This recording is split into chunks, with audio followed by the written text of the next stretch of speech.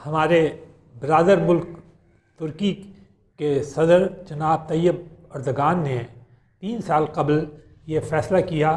کہ وہ ترکی کا جو نظام ہے، جو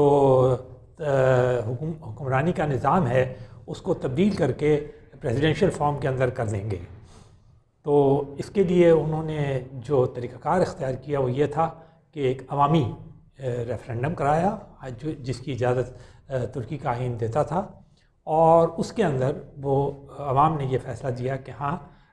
ترکی میں ایک پریزیڈنشل فارم آف گورنمنٹ ہونا چاہیے۔ اس سے قبل خود اردگان صاحب جو تھے وہ پرائم منسٹر رہے اور پارلیمانی فارم آف گورنمنٹ ترکی میں نافذ تھا۔ اس کے بعد جب یہ ریفرینڈم ہو گیا اور یہ فیصلہ ہو گیا کہ پریزیڈنشل فارم ہو، اس کے بعد بھی صدر اردگان عوام کے پاس گئے، انہوں نے الیکشن کرایا اور اس الیکشن میں جیتے، اور جیتنے کے بعد ترکی کے آج وہ صدر ہیں۔ اسی طرح اگر آپ دیکھیں کہ برطانیہ جسے جمہوریت کی ماں کہا جاتا ہے، وہاں بھی بریکسٹ کا مسئلہ یعنی یورپی یونین سے علیحدگی کا مسئلہ جو تھا وہ بڑا گنجلک ہو گیا تھا گزشتہ 4 سال میں سے بھی زیادہ کے عرصے میں، اور کسی طریقے سے وہ حل نہیں ہو پا رہا تھا۔ ڈیوڈ کیمرون نے جو کہ ایک بہت ہی پاپولر وزیر اعظم تھے، انہوں نے اس کے اوپر اپنے الیکشن کے بعد ایک ریفرینڈم کرایا۔ الیکشن میں انہوں نے بہت ہی زبردست قسم کی اکثریت حاصل کی تھی اور وہ ریفرینڈم میں ہار گئے، اور عوام نے یہ فیصلہ دیا کہ بریکسٹ ہونا چاہیے۔ اس کے بعد ان کی وزیر اعظم مسز مے بنی، انہوں نے ایک مڈ ٹرم الیکشن کرایا، وہ عوام کے پاس گئیں کیونکہ ان کے پاس اچھی ان سے فیصلہ کسی طریقے سے نہیں ہو پا رہا تھا پارلیمان کے اندر، تو انہوں نے بھی پھر عوام سے رجوع کیا اور ایک مڈ ٹرم الیکشن کرایا تاکہ انہیں بڑی واضح اکثریت مل سکے، لیکن وہ اکثریت حاصل نہ کر سکیں بلکہ اور زیادہ ان کی اکثریت کم ہو گئی، اور اس کے بعد انہوں نے پھر ریزائن کیا۔ اس کے بعد موجودہ وزیر اعظم بورس جانسن آئے، وہ گئے، انہوں نے کوشش کی بریکسٹ کرنے کی، لیکن وہاں بھی وہ کسی صورت میں پارلیمان میں کامیاب نہیں ہو رہے تھے، اور عوام کی بھی انہیں شاید وہ سپورٹ نہیں مل رہی تھی جس طرح وہ چاہتے تھے۔ تو انہوں نے پھر گزشتہ سال یعنی دسمبر میں ایک الیکشن کرایا، اور اس بار وہ بھاری اکثریت سے آئے، اور اس کے بعد انہوں نے 2020 کی جنوری 31 کو بریکسٹ کر دیا، یعنی یورپی یونین سے علیحدہ کر لی۔ ہم نے یہ صرف 2 مثالیں اس لیے دیے کہ ہم اس کو طول نہیں کھینچنا چاہتے تھے، ہم بتانا یہ چاہتے تھے کہ جب بھی کوئی مسئلہ جمہوریت کے اندر اور جمہوری ملکوں میں درپیش ہوتا ہے تو وہ فوری طور پر عوام سے رجوع کرتے ہیں، کیونکہ اگر وہ مسئلہ پارلیمان میں بھی حل نہ ہو پا رہا ہو اور بھی کوئی کسی قسم کا ڈیڈ لاک ہو جائے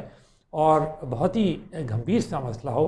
تو اس کا حل جو ہے وہ پھر عوام سے رجوع کرنے کا ہے، یعنی ایک الیکشن کرانے کا ہے، چاہے وہ مڈ ٹرم ہو، چاہے وہ فل ٹرم ہو، چاہے وہ کسی وقت بھی الیکشن ہو، 1 سال بعد ہو، 2 سال بعد ہو، 4 سال بعد ہو۔ اس میں یہ سوال پیدا نہیں ہوتا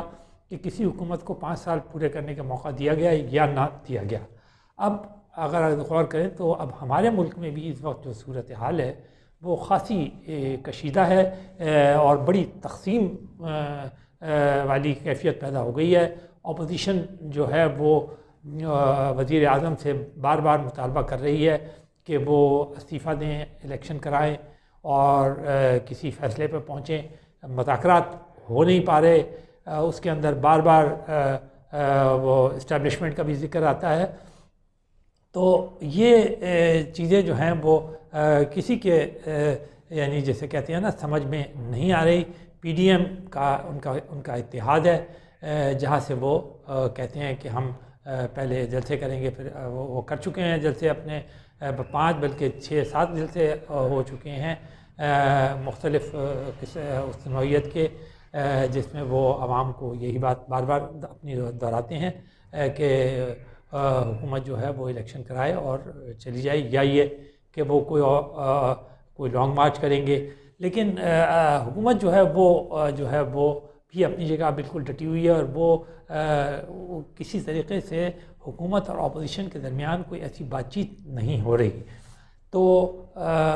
ہم یہ سمجھتے ہیں، اور بہت سارے ماہرین بھی یہ سمجھتے ہیں کہ آئین ہمارا اس بات کی اجازت دیتا ہے کہ ہم مڈ ٹرم الیکشن کرا سکتے ہیں، اور اگر مذاکرات ہونے کا کوئی امکان نہ ہو اور پارلیمان بھی ایک جمود طاری ہو جائے، وہ بھی نہ بیٹھ سکے، نہ وہ کوئی فیصلہ کر سکے، تو پھر بہترین طریقہ یہی ہے کہ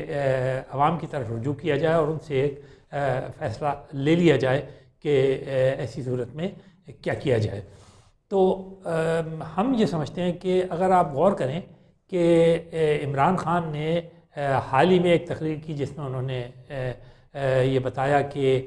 جب وہ الیکشن میں کے بعد جیت کے حکومت میں آئے تھے اور وزیر اعظم بنے تو ان کی پوری تیاری بھی نہیں تھی، 3-4 مہینے تو انہیں اس بات میں لگ گئے کہ وہ یہ جانیں کہ مختلف محکموں کے اعداد شمار کیا ہیں، پھر اس کے علاوہ وہ مختلف اپنا ٹائم دیتے رہے اپنے منسٹرز کو، پھر یہ کہ اس کے باوجود بھی جو مہنگائی ہے اور معیشت کی صورتحال ہے وہ بھی کوئی تسلی بخش نہیں ہے، اور اگر آپ جائیں سڑکوں پہ اور بازاروں میں جائیں تو اور عوام سے پوچھیں تو آپ کو پتہ چل جائے گا کہ وہ بہت ہی غیر مطمئن ہیں اس معاشی صورتحال سے۔ مہنگائی نے ان کی کمر توڑ رکھی ہے، روزگار کے مواقع ان کے پاس نہیں ہیں، اور جو اقدامات حکومت اٹھا بھی رہی ہے اس سے انہیں ڈائریکٹلی براہ راست فائدہ نہیں ہو رہا۔ اور اگر آج ہی کی آپ تقریر اٹھا کے دیکھیں تو وزیر اعظم عمران خان نے کہا ہے کہ عوام کو فی الحال صبر کرنا چاہیے اور انتظار کرنا چاہیے۔ تو اب لیکن ایک طرف یہ بات ہے، اور دوسری طرف اگر آپ دیکھیں تو گزشتہ 2-3 مہینوں کے اندر حکومت نے بہت سارے کلیمز بھی کیے ہیں کہ اس نے کہا بتایا ہے کہ جو کرنٹ اکاؤنٹ ڈیفیسٹ تھا وہ پہلی بار پاکستان کے اندر اب سرپلس ہو گیا ہے، پہلے ڈیفیسٹ میں جاتا تھا اب وہ سرپلس ہو گیا، تو یہ اس کی ایک بہت بڑی کامیابی ہے۔ ان کا یہ کہنا ہے کہ زر مبادلہ کے ذخائر بھی ایک ریکارڈ پہ پہنچ چکے ہیں۔ اس کے علاوہ وہ بہت ساری اسکیمیں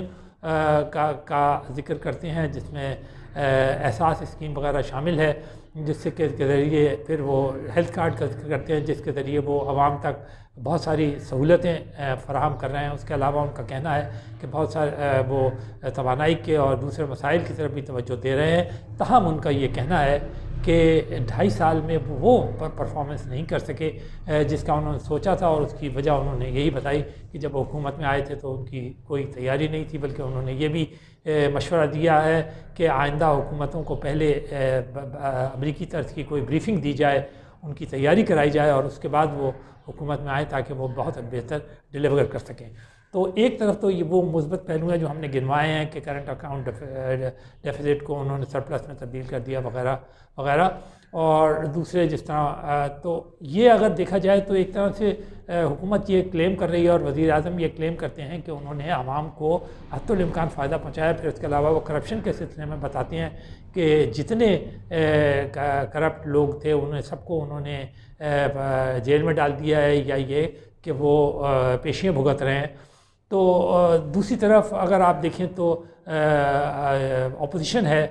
پی ڈی ایم ہے، جو کہ یہ کہتی ہے کہ عوام استعفیٰ دے دے، اور اگر اس میں اگر آپ دیکھیں تو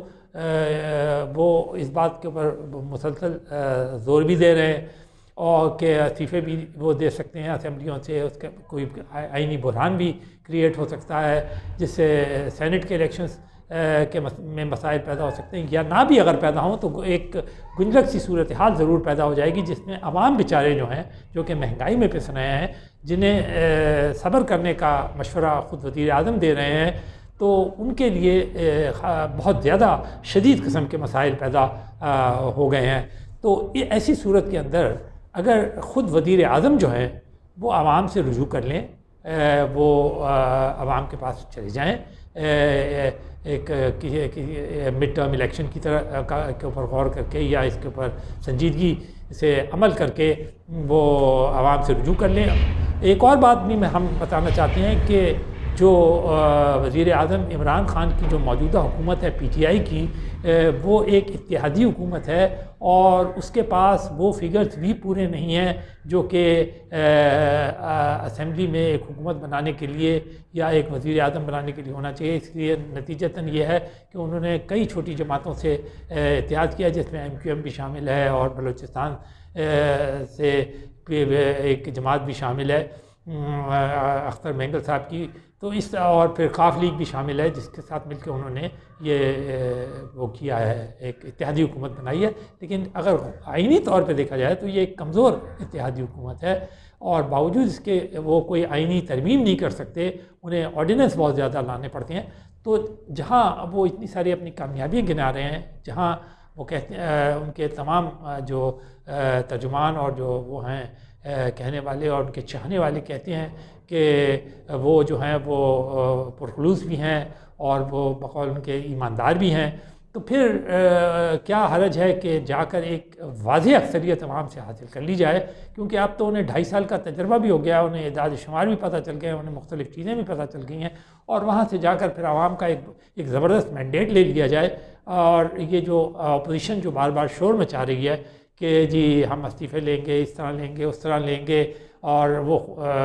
تو اس ساری چیزوں سے نجات مل سکتی ہے اگر انہیں واضح اکثریت مل جاتی ہے، تو وہ پھر اپنا جو پروگرام ہے اس کو وہ بخوبی نافذ کر سکتے ہیں۔ اور اگر ایسا نہیں ہو تو پھر اس صورت کے اندر جو بھی کوئی نتائج سامنے آتے ہیں، انہیں اگر شفاف الیکشن کرائے جائے تو اس کے اندر یہ انہیں قبول کر لینا چاہیے۔